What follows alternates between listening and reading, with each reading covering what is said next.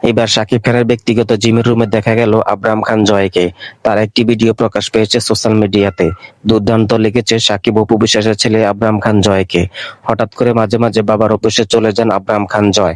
সেখানে গিয়ে কিন্তু শাকিব খানের জিমের রুমে ঢুকে পড়েন জয় এবং জিম করা জিনিসপত্র নিয়ে খেলা করেন আব্রাহাম খান জয়। 2017 সালে অপু বিশ্বাস যখন বাচ্চা নিয়ে গণমাধ্যমের সামনে এসেছিল, ঠিক তখন বুবলি একটা স্ট্যাটাস দিয়েছিল ফেসবুকে। ব্যাপারটা প্রফেশনাল নাকি ইমোশনাল? 2018 সালে শাকিব খানকে বিয়ে করেছেন বুবলি, অথচ বিভিন্ন ইন্টারভিউতে বুবলিকে বলতে শোনা যায়, শাকিব খানের বউ আছে, বাচ্চা আছে, সেটা আমি জানতাম না। তাহলে নেটিজেনদের একটাই প্রশ্ন, 2017 সালে বুবলি এই স্ট্যাটাসটি কেন দিয়েছিল? প্রফেশনাল নাকি ইমোশনাল হয়ে? বাংলাদেশের আগামী সুপারস্টার একজন হচ্ছে অপু বিশ্বাসের ছেলে আব্রাহাম খান জয়, বুবলির ছেলে শেহজাদ খান বীর, পরিমনির ছেলে রাজ্য।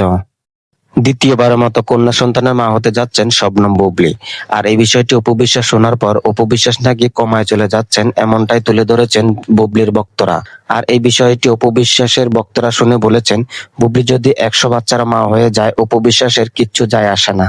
অবশেষে তাহলে দেবের সাথে সিনেমার কাজ শুরু করলেন অপু বিশ্বাস। অপু বিশ্বাস এবং কলকাতার নায়ক দেব, তারা এক হয়ে সিনেমাতে কাজ করতে চাচ্ছেন। আজ এটা নিয়ে সোশ্যাল মিডিয়াতে ঝড় উঠেছে। সোশ্যাল মিডিয়াতে সবাই লেখালেখি করছে, অপুর সাথে যদি দেব কাজ করে তাহলে তাদের সিনেমাটা হিট হবে। অন্যদিকে অপু বিশ্বাসও নতুন করে কামব্যাক করতে চাচ্ছে। অনেক দিন ধরে পর্দায় দেখা যায়নি অপু বিশ্বাসকে। শাকিব খানের সাথে বিচ্ছেদ হওয়ার পর থেকে অপুকে আর কাজ করতে দেখা যায়নি। এবার অপুর জীবনে নতুন এক কামব্যাক হয়ে আসছে দেবের সাথে করা সিনেমাটা।